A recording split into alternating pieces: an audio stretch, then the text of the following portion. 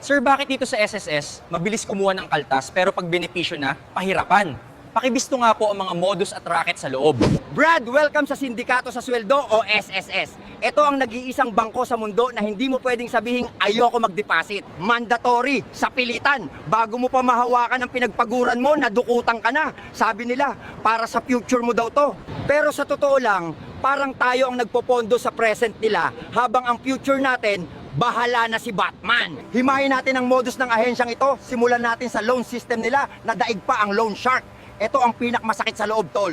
Nangailangan ka, nag-apply ka ng salary loan. Tandaan mo, ang linoloan mo dyan ay base sa contribution mo. Pera mo yan. Pero ang sistema, may interest na agad. At kapag na-delay ka ng bayad dahil nawalan ka ng trabaho o nagkasakit ka, dyan papasok ang penalty. Ang penalty ng SSS, daig pa ang 5-6 sa palengke. Mas mabilis pa tumubo ang interest ng SSS kaysa sa pag-move on mo sa ex mo. Humiram ka ng 20,000 pesos, hindi ka nakabayad ng ilang taon dahil naghirap ka. Pagbalik mo para ayusin, ang utang mo 80,000 na. Saan galing yon? Sasabihin nila, compounded penalty po. Wow, yung pera ko na nasa inyo, kapag kayo ang humawak, ang liit ng tubo. Pero kapag yung pera ko, hiniram ko sa inyo, ang laki ng tubo nyo, ginisa nyo ako sa sarili kong mantika. Isunod mo pa ang pahirapang claiming process para kang dumaan sa obstacle course. Nagkasakit ka, need mo ng sickness benefit. Nawalan ka ng mahal sa buhay, need mo ng funeral benefit. Dito mo mararanasan ang requirement festival. Hahanapan ka ng ID, birth certificate na dapat PSA at bawal luma, medical certificate, hospital record,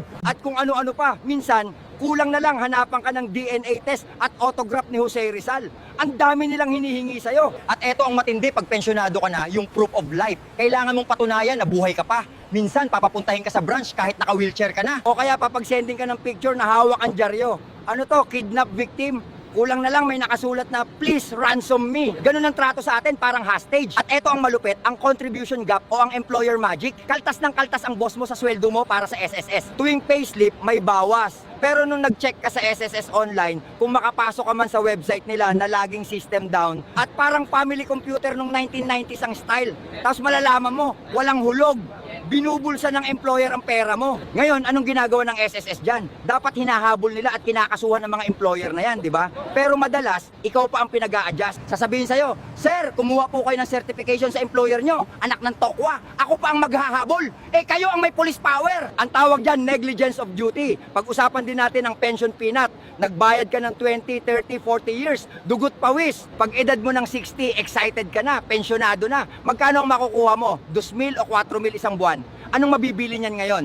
Pambili lang yan ng maintenance na gamot, kulang pa sa gatas at bigas. Ang totoo niyan, tol, para mabawi mo ang lahat ng hinulog mo sa kanila, dapat mabuhay ka ng singtagal ni Manong Johnny. Kung namaalam ka ng maaga, thank you na lang ang pera mo. Habang ikaw na nagpondo, barya lang ang nauwi. Tignan mo naman ang board members at executives ng SSS, nakatanggap sila ng milyon-milyong bonuses. Kapag maganda daw ang kita ng SSS, may bonus sila. Eh kanino galing ang kita? Sa penalty mo, sa interest ng loan mo, yung paghihirap mo, yun ang bonus nila. Isipin mo, tol, yung pera mo na pinagpaguran mo, kapag nasa bulsa mo, hari ka. Pero nung nilipat sa bulsa ng SSS, naging alipin ka. Kailangan mo pang magmakaawa, mag-fill up ng form, at magbayad ng penalty para lang magamit ang sarili mong pag-aari. Kaya sa susunod na makita mo ang kaltas sa payslip mo, huwag kang ngumiti at sabihin, investment ko yan. Magalit ka dahil ang perang yan ay pwedeng ipang shopping ng mga bossing habang ikaw ay magbabayad ng penalty sa future. Kaya kung tatanungin mo ako kung ano ang tamang tawag sa sistemang ito, kung saan ang pera mo ay pinahihirapan kang makuha at tinutubuan ka pa kapag hiniram mo, simple lang, tol, ang SSS, hulog mo, pang bonus nila, ipon mo, pera mo, uutangin mo.